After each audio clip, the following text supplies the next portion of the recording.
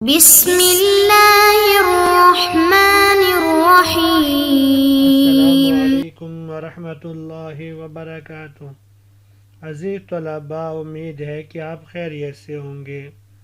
آج ہم قافیہ کا سبق نمبر 94 پڑھ رہے ہیں، جس کے اندر ہم مضاف کے آخری حرف کے متعلق اہم 4 مسائل پڑھیں گے۔ چلتے ہیں اپنے سبق کی جانب۔ بسم اللہ الرحمن الرحیم۔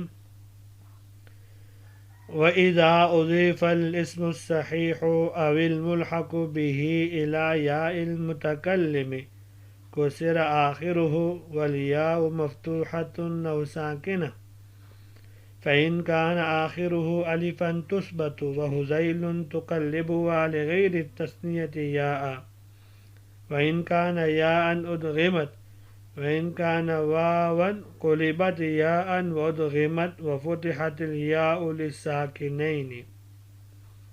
ترجمہ دیکھ لیتے ہیں۔ وَإِذَا أُضِيفَ الْاسْمُ الصَّحِيحُ أَوِ الْمُلْحَقُ بِهِ إِلَى يَاءِ الْمُتَكَلِّمِ كُسِرَ آخِرُهُ، جب اسم صحیح یا جاری مجرا صحیح کی یاء متکلم کی طرف اضافت کی جائے تو اس کے آخری حرف کو کسرہ دیا جائے گا۔ وَالْيَاءُ مَفْتُوحَةً أَوْ سَاكِنَةً، اور یاء متکلم یا مفتوح ہوگی یا ساکن ہوگی۔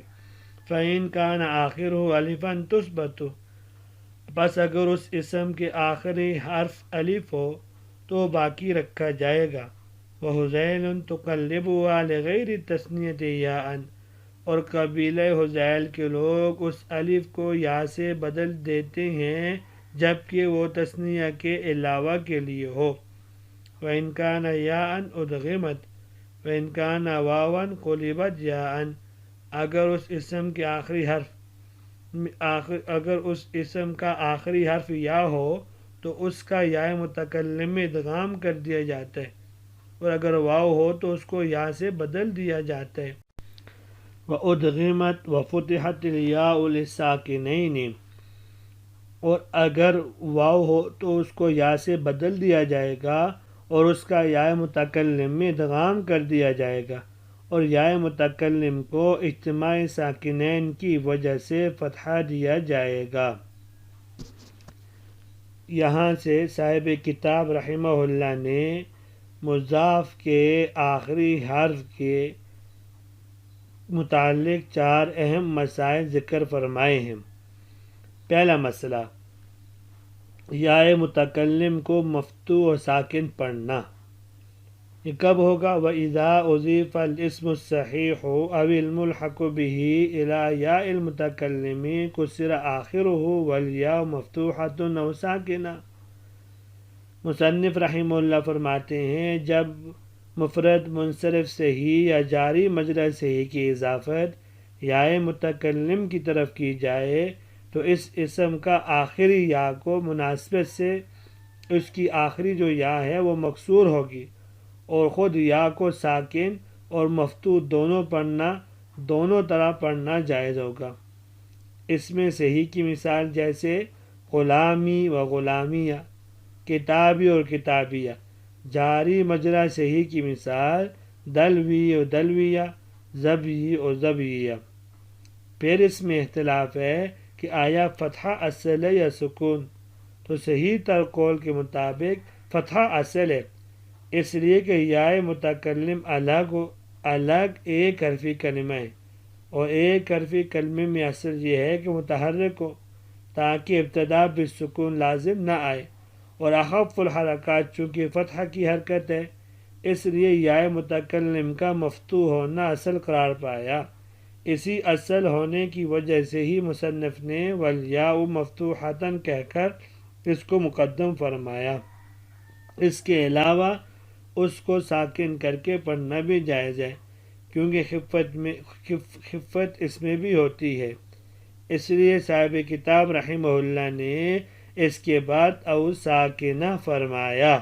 فَإِنْ كَانَ آخِرُ أَلِفًا تُثْبَتُ، یہاں سے دوسرا مسئلہ ذکر کیا، اگر کسی ایسے اسم کی یا متکلم کی طرف اضافت کی جائے جس کی آخر میں الف ہو، خواہ الف تثنیہ کا ہو یا اس کے علاوہ کوئی دوسرا الف ہو، مثلا الف مقصورہ وغیرہ، تو وہاں اضافت کرتے وقت الف کو اپنی حالت پہ باقی رکھا جائے گا، یا سے بدل کر اس کا یا متکلم میں ادغام نہیں کیا جائے گا اور یا متکلم کو فتحہ دے دیں گے تاکہ اجتماع ساکنین لازم نہ آئے، جیسے عصایا، رحایا، غلامایا۔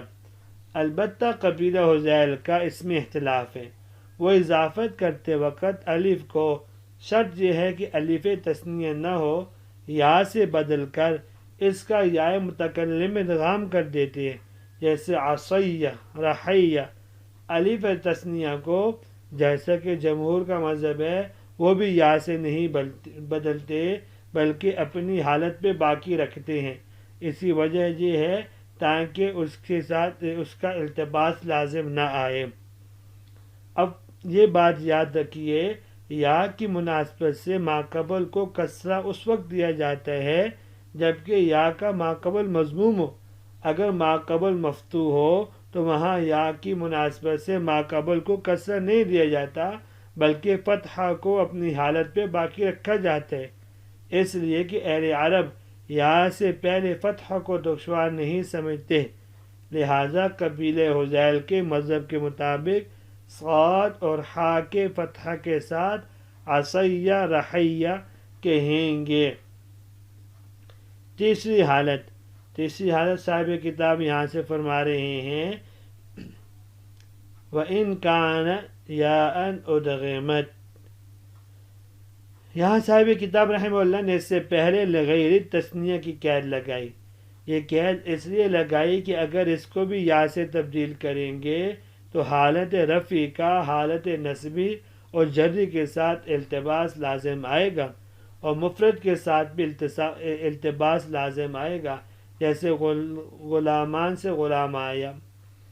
وَإِن كَانَ يَاءً أُدْغِمَتْ، یہ تیسرا مسئلہ ذکر کر رہے ہیں، اگر ایسے اسم کو مضاف کیا جائے اور جس کے آخر میں یا ہو تو ایسی یا کو یا متکلم میں مدغم کیا جائے گا، کیونکہ دو حرف ایک جنس کے ایک ساتھ جمع ہوں گے اور دوسری یا کو فتحہ دیں گے تاکہ اجتماع ساکنین لازم نہ آئے، جیسے قاضی سے قاضیہ، مسلمین سے مسلمیہ۔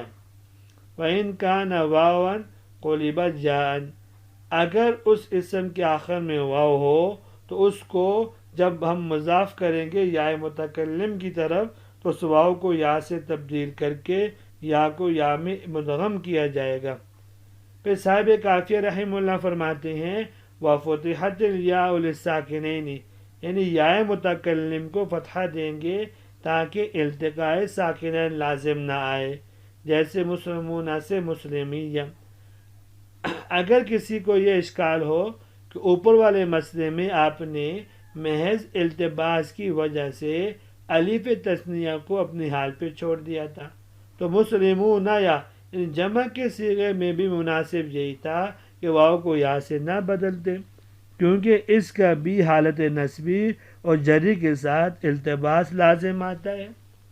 اس کا جواب یہ ہے کہ وہاں الف کو اپنے حال پر اس لیے چھوڑا دیا تھا کہ لغت مشہورہ اور فصیح والے خود کہتے ہیں کہ یا متکلم سے قبل اگر الف آ جائے تو ہمیں اس کے پڑھنے میں کوئی دقت اور مشکل پیش نہیں آتی۔ البتہ حذیل والوں نے جو اسے یا سے بدلا تھا وہ بھی صرف جواز کے درجے میں رکھ کے بدلا تھا، ورنہ اولا صورت ان کی ہاں بھی یہی ہے کہ اس کو اپنی حال پہ رکھ کے پڑھنے کی ہے، برخلاف فیما نحن فیہ یعنی مسلمون سے مسلمیہ میں جو حذف ہوا ہے تو یہ بے اتفاق علماء لغت عرب کے وجوباً ایسا ہوا ہے، اس لیے کہ ایک ہی کلمے میں ایک ہی ساتھ واو اور یا کا جمع ہونا لازم آ رہا ہے، اور یہ مزے کی بات یہ ہے کہ پہلے والا ساکن بھی تھا، تو ایسی صورت میں اگر التباس کا خطرہ ہی کیوں نہ ہو پھر بھی واو کو یا بنا کر یا کو یا میں مدغم کیا جائے گا، جیسے مسلمون یا سے مسلمیہ۔ خلاصہ کلام یہ ہوا کہ صاحب کتاب رحمہ اللہ نے یہاں یہ فرمایا کہ ہر وہ اسم جس کی یائے متکلم کی طرف اضافت کی جائے تو اس کے آخر میں یا تو حرف صحیح ہوگا یا حرف علت ہوگا. اگر حرف صحیح ہو تو اسے کسرہ دے کر خود یائے متکلم کو ساکن یا فتحہ کے ساتھ پڑھنا جائز ہے. اگر اس کے آخر میں الف ہو تو اسے برقرار رکھ کر پڑھا جائے گا، برخلاف قبیلہ حذیل کے کہ وہ اسے یا سے تبدیل کرتے ہیں. اور اگر یا ہو تو اسے یا متکلم میں مدغم کیا جائے گا، اور اگر واو ہو تو اسے یا بنا کر پھر یا کا یا میں ادغام کیا جائے گا. یہ آج کے سبق کا خلاصہ ہے. امید ہے کہ آپ کو سمجھ میں آ گیا ہوگا. اجازت دیجیے. اللہ تبارک و تعالی ہم سب کا حامی و ناصر ہو. السلام علیکم ورحمۃ اللہ وبرکاتہ.